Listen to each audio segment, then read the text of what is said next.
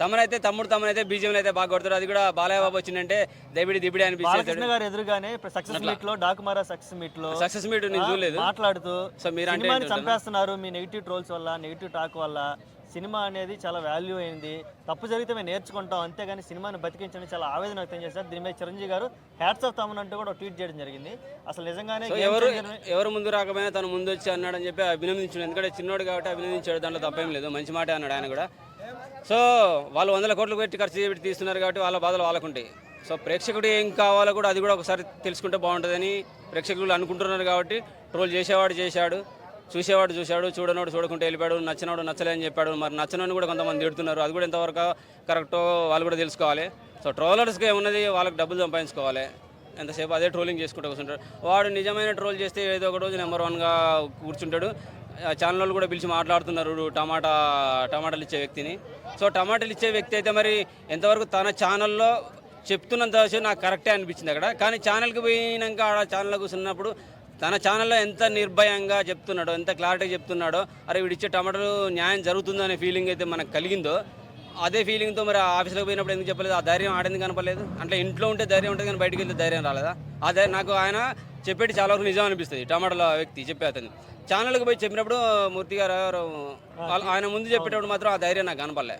So భయపడ్డాడు అక్కడ. మరి ఓకే అన్న నేను 2 టమాటాలు ఇస్తాను ఆడ ఖచ్చితంగా అనొచ్చు కదా, ఎందుకని లేకపోయాను? మరి అక్కడ భయపడ్డావా? భయపడాల్సిన అవసరం ఏంది? నువ్వు సినిమా నాకు ఎలా ఉంటే అలా నచ్చిందో అదే విధంగా చెప్తున్నా అన్నప్పుడు ఛానల్లో కూడా అదే విధంగా చెప్పాలి. ఆడికి పోయేసరికి కొంచెం ఫ్లిప్ అవుతున్నాడేమో ఫీలింగ్ కూడా కలిగింది. సో తమన్నా దాంట్లో తప్పు లేదు, న్యాయం కూడా ఉన్నది. సో వాళ్ళు కూడా ఒకసారి రివ్యూ చేసుకుంటే మంచిది. ఎందుకంటే అంత పెద్ద సినిమాలు అన్ని కోట్ల పెట్టి సినిమాలు తీసేటప్పుడు సినిమా బయటకు వచ్చే ముందు చూడాలి, చూసి మీకు నచ్చితే కదా ప్రేక్షకులు నచ్చాలి. మేము ఎంతసేపు ప్రేక్షకులు దేవులు అంటారు కాబట్టి సో ప్రేక్షకులు కూడా నచ్చాలి. నచ్చినోడు ఉంటాడు, నచ్చినోడు ఉంటాడు. వాళ్ళు ప్రేక్షకులు అనేది ట్రోల్ చేసేవాళ్ళని అన్నారు.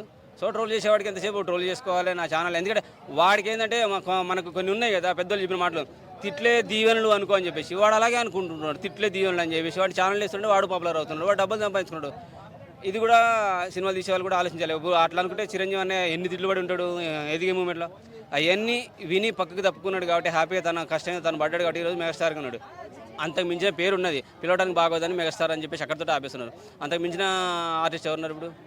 ఇండియా వ్యాప్తంగా పానవరం లెవెల్లో కూడా తెలిసిపోయింది. ఇప్పుడు తమ్ముడు కానీ కొడుకు కానీ గ్లోబల్ స్టార్గా అయిపోయి సో ఆయనకున్న ఓపిక కాదా ఈరోజు మెగాస్టార్గా కూర్చున్నాడు కాబట్టి అలా అందరూ ఓపికతోటి ఉంటే ఎవడంటే ట్రోల్ చేసినా కానీ ఆ ట్రోల్స్ని ఆ తిట్లని ఆశీర్వాదాలు అనుకుంటే హ్యాపీగా ఏ సినిమా సక్సెస్ అవుతుంది. నెక్స్ట్ సినిమాలో కథ దమ్ము ఉంటేనే సినిమా సక్సెస్ అవుతాయి, లేకపోతే లేదు. మరి పుష్పను కూడా చాలా ట్రోల్ చేశారు కానీ ఈరోజు బాహుబలి రికార్డు బ్రేక్లు చేసింది. నాకు తెలిసి ఈ సంక్రాంతి కనుక ఈ పెద్ద 3 సినిమాలు లేకపోతే పొంగల్కి దంగల్ రికార్డు కూడా బ్రేక్ చేసినాడు పుష్పరాజు. మేబీ 4 రోజులు కొట్టేస్తాడు, ఖచ్చితంగా కొట్టేది. పుష్పరాజు కొడుతుంది. పుష్పరాజుని కొట్టే సినిమా 2025లో వస్తారని నమ్మకం నాకైతే కనపడలే. 100% గ్యారెత్తా.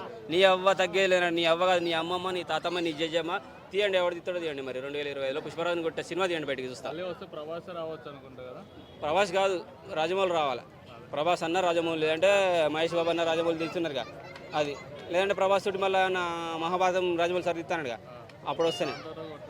రాజమౌళి సార్ దగ్గర తీసినప్పుడు సినిమాలు ఆయన కొట్టే మగ డైరెక్టర్ లేడు అనుకున్నాం, కానీ సుకుమార్ వచ్చాడు. మళ్ళీ ఇక సుకుమార్ ఆయన ఇంకోటి ఇచ్చాడు ఈ మధ్య, సందీప్ వంగ, అందరిని వంగ పెట్టేస్తున్నాడు. సందీప్ వంగ గట్టిగా వేస్తున్నాడు. సో స్పిరిట్ వస్తే మేబీ ఛాన్స్. స్పిరిట్ ఏమోలే, మేబీ ఆడదాకా పోవచ్చు, 1000-2000 దాకా పోవచ్చు. కానీ దంగల్ రికార్డులు అంటే ఖచ్చితంగా పుష్పరాజే. 2025లో రాదు. స్పిరిట్ కూడా నాకు తెలిసి 2025లో వచ్చే ఛాన్స్ లేదనుకుంటా, 26లో వస్తుంది కాబట్టి. సో 2025లో పుష్పరాజుని కొట్టే సినిమా రాదు 100% నాకైతే అనిపిస్తుంది. ఎందుకంటే పెద్ద సినిమాలు ఇప్పటివరకు పేర్లు కూడా ఏమి అనౌన్స్మెంట్ కాలా. సో వచ్చే ఛాన్స్ అయితే లేదు. జై పుష్పరాజు. ఛాన్స్ ఉన్నదిగా. మళ్ళీ గంగమ్మ తల్లి సినిమా అవసరం లేదు బాబా, ఆ గంగమ్మ తల్లి జాతర పాట ఒక్కటి చాలు. నా అదృష్టం బాగుండి ఐమాక్స్లో సినిమా పడక నేను చూడలేదు. చూస్తే నరాలు చిట్లిపోయి సచ్చేవాడిని ఏమో. ఐమాక్స్లో నేను చూడాల, బయట చూసిన. ఫస్ట్ రోజు చూస్తే చచ్చేవాడు, ఖచ్చితంగా నరాలు చచ్చిటోని, రక్తం బయటకు చచ్చిపోయాడని. నా అదృష్టం బాగుండి బయట చూడలేదు, వేరే కాడ చూసా. మళ్ళీ ఇప్పుడు 20 minutes యాడ్ చేశారు. భయం వేస్తుంది, వెళ్ళి చూడంటే భయం వేస్తుంది అంట. ఇంకా 20 minutes జపాన్ ఫైట్స్ అంట, వేరే సన్నివేశాలు అంట. మొన్న 17వ తారీఖు నాడు మళ్ళీ visuals బయటపడ్డాయిగా.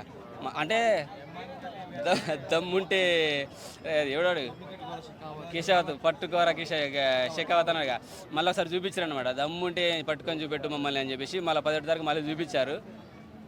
Balayya Babu, game changer, ఈ సంక్రాంతికి ఈ వస్తున్న 3 సినిమాలు కనుక లేకపోతే ఈ పాటికి ఇంకా మళ్ళీ మూత మూగేది ఆడ కూడా బాగుండేది. దంగల్ రికార్డ్ కూడా అయిపోయింది. ఖచ్చితంగా ఆడుతుంది. మళ్ళీ ఈసారి ఎంతమంది అబ్బాయిలు జాతర గెట్టప్ వేసుకొని వస్తారో ఇంకా.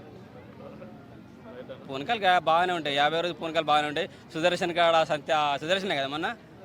ఈసారి మరి ఎన్ని సీట్లు ఎరుగుతాయో, ఎన్ని సీట్లు కాల పెడతారో, మళ్ళీ ఏమవుతుందో. పోలీసు వాళ్ళు ఉంటారు ఖచ్చితంగా. గేటు బయట నుంచే టికెట్ చెక్ చేసి ఒకటి పంపిస్తే మంచిది. ఎందుకంటే థియేటర్కి ఆల్రెడీ మైనస్ అయిపోయింది పాపం, చాలా ఇబ్బంది పడ్డాడు. కోర్సు 40-50 ఏళ్ళ నుంచి ఉన్నది కాబట్టి గట్టెక్కి మళ్ళీ నడిపించగలుగుతున్నాడు. కానీ అదే చిన్న థియేటర్లు ఈ ఒక 5 సంవత్సరాలు 10 సంవత్సరాల కింద పెట్టుకున్న వాళ్ళు అయితే బంద్ చేసుకొని కూర్చునేటోళ్ళు. ఇంకోటి ఏంటంటే సంక్రాంతికి వస్తున్న సినిమాకి ఎప్పుడో మూలకపడ్డ థియేటర్లు కూడా మళ్ళీ ఓపెన్ చేశారంట. పల్లెటూళ్ళల్లో అక్కడక్కడ మండలాల్లో నడవక పడ్డ థియేటర్లు ఓపెన్ చేశారంట. అంటే 200-350 థియేటర్లు రీఓపెన్ అయినాయి అంట. సో సంక్రాంతికి వస్తున్నాం అనే సినిమాకి ఎంత అయిపోయింది చూడు. రీజన్ ఏంటంటే బుల్రాజు ఎవరిని కొరికినా నాయన, దిల్ రాజుని కొరికినా, ఎంకి మామ కాదులే, ఎంకి బావని కొరికినా, మరి నీకు అవకాశం ఇచ్చిన కారప్పూడిని కొరికినా, అనిల్ రాయపూడి కదా, కారప్పూడి, అనిల్ కారప్పూడి. ఎందుకంటే మంట పుట్టి ఆ పిల్లగాని క్యారెక్టర్ని అలా ఇరికిచ్చేసి మంట పుట్టించిండు అనమాట. మస్తు కొరికి పడేసిండు కుర్రోడు అయితే, మస్తు. కాకపోతే ఏంటంటే అలా హాస్యం ఒకటే చూస్తున్నారు, కొంతమంది ఏమో బూతులు నేర్చుకుంటున్నాడు అంటున్నారు. రీజన్ ఏంటంటే చిన్నపిల్లలు వెబ్సైట్లకు అలవాటు అయిపోయి ఓటీటీలో సినిమాలు చూసేసి అలా తయారవుతున్నారనే ఒక కాన్సెప్ట్ కూడా ఉంది. అలా అంటే పిల్లలకి మొబైల్ అలవాటు చేయకండి, ఓటీటీలో సినిమాలు చూపించకనే ఒక కాన్సెప్ట్ కూడా ఉంది. దాన్ని అర్థం చేసుకోగలిగితే పిల్లలకి మొబైల్లకి, ఓటీటీలకి, ఆ బూత్ సినిమాలకి దూరంగా పెట్టగలుగుతారు. సో రానా నాయుడు లాంటి సినిమాలు చూసేస్తే అట్లనే తయారవుతారు పిల్లలు అని చెప్పేసి ఒక మెసేజ్ కూడా ఇచ్చారు.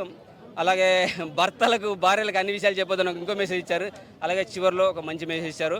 ఏ గురువైనా కావచ్చు, చదువు చెప్పేవాడైనా కావచ్చు, ఒక కబడ్డీ ఏదైనా ఒక విద్యలు కావచ్చు, ఏ స్పోర్ట్స్ నేర్పేవాడైనా మనకు గురువు అవుతారు. మనకి ఇంట్లో తల్లిదండ్రులు ఫస్ట్ గురువు, తర్వాత బయటికి వెళ్ళిన తర్వాత చదువుకోవడానికి వెళ్ళినప్పుడు చదువు చెప్పేవాళ్ళు గురువులు, ఆ తర్వాత మన చుట్టూ ఉండే ఫ్రెండ్స్ మంచి మాటలు చెప్పే వాళ్ళు గురువు అవుతారు. అలాగే కొన్ని క్రీడలు నేర్చుకునే మూమెంట్లో మన సీనియర్స్ కావచ్చు, వాళ్ళ సీనియర్స్ కావచ్చు, మనకు కాస్త కూర్చో మెలకువలు నేర్తారు కాబట్టి వాళ్ళు గురువులే. సో అందరి గురువులకు ఒక మంచి మెసేజ్ అనమాట. అరే మీ గురువుని మీరు మర్చిపోవద్దు, వాళ్ళు మేము బాధలో ఉన్నప్పుడు మనల్ని ఏం అడగలేరు. సో మనమే పోయి తెలుసుకొని వాళ్ళ బాధలు ఏంటి, మానసికంగా, శారీరకంగా, ఫైనాన్షియల్గా ఏమన్నా బాధలు పడుతున్నారా, ఇబ్బందులు పడుతున్నారా అని తెలుసుకొని వెళ్ళి వాళ్ళకి సహాయం చేయాలనే మంచి మెసేజ్ కూడా ఉంది. సో అందుకే ఈ 3 పాయింట్లు బాగా కనెక్ట్ అయినాయి ఫ్యామిలీకి. నాకు తెలిసి యూత్ కంటే ఎక్కువ ఫ్యాన్స్కి బాగా నచ్చింది అనమాట సినిమా. అందుకని చెప్పి ఈరోజు 200 థియేటర్ మళ్ళీ మూతపడ్డ థియేటర్ కూడా ఓపెన్ చేశారు. టచ్ అయితే ఖచ్చితంగా ఆల్రెడీ 100 కోట్లు దాటిపోయిందంట. 2 3 ఈజీగా దాటొచ్చు. ఎందుకంటే ఇప్పుడు ఈ మధ్య పెద్ద సినిమాలు ఏం లేవు. సో ఖచ్చితంగా ఆ గేమ్ చేంజర్ వల్ల లాస్ అయిందని అంటున్నారు కదా మరి ట్రోలర్ల వల్ల. Dil Raju sir level చేసేసుకుంటాడు, tension ఏం లేదు అన్నట్టు. ఇంకో మాట, మంచి మాట, నాకు తెలిసిన విషయం, మరి ఎంతవరకు నిజమో తెలియదు, కొన్ని వెబ్సైట్లలో చూసినా నేను. రామ్ చరణ్ దిల్ రాజు సరిగ్గా మాట ఇచ్చిందంట, సార్ నీకు ఈ సినిమాలో లాస్ అయిందని నాకు తెలిసింది అన్నారు. ఎంతవరకు నిజం నాకు తెలియదు అంటున్నారు. కాబట్టి నెక్స్ట్ సినిమా నేను చాలా తక్కువ బడ్జెట్, తక్కువ రెమ్యునరేషన్ తీసుకొని మీకు సినిమా తీస్తా అని చెప్పి చూడండి. చాలా ఇంతకన్నా మంచి ఆలోచన ఏమున్నది. సో గొప్ప మాట అన్నాడు. ఎందుకంటే మళ్ళీ రీసెంట్ వరకు అభిమాని కూడా హెల్పింగ్ చేసిండంట. సో అంత మంచివాడు దిల్ రాజు లాంటి ప్రొడ్యూసర్కి హెల్పింగ్ చేయడం తప్పేం లేదు. మంచి మాట ఇచ్చాడు, ఖచ్చితంగా నెరవేర్చు. కాకపోతే కొంచెం టైం పట్టవచ్చు, ఒక 2-3 ఇయర్స్ పట్టచ్చు. ఎందుకంటే ఉప్పన్న డైరెక్టర్తో సినిమా ఉంది, సుకుమార్తో సినిమా ఉంది. సో దిల్ రాజు గారు మరి ఏ డైరెక్టర్ని పెట్టుకుంటారో తెలియదు. సో ఒక 2-3 ఇయర్స్ టైం పట్టచ్చు. ఫ్రీగా చేస్తాను అన్నాడంటే ఇంకంతకన్నా. సో సినిమా వాతావరణం ప్రశాంతంగా ఉంది, వాళ్ళందరూ కలిసిమెలిసి ఉంటారు. మనం కూడా కలిసిమెలిసి ఉంటే మంచిది. నా ఫ్యాను నీ ఫ్యాన్ అని చెప్పేసి ఫ్యాన్లు ఇరగొట్టేసుకొని మనం ట్రోలింగ్ చేసేసుకొని మనం దెబ్బలు తినడు, మనం చావడు తప్ప ఏం లేదు. వాళ్ళు కూడా చెప్తున్నారు మేము హ్యాపీగా ఉంటున్నాం, మీరు హ్యాపీగా ఉండండి, మీరు సంతోషంగా ఉంటే మేము సంతోషంగా ఉంటామని. మనం సంతోషంగా ఉంటే వాళ్ళు సంతోషంగా ఉంటారు, వాళ్ళు సంతోషంగా ఉంటే మంచి సినిమాలు తీస్తారు, మనకు ఆ 2 గంటలు ఎంటర్టైన్మెంట్ చేస్తారు.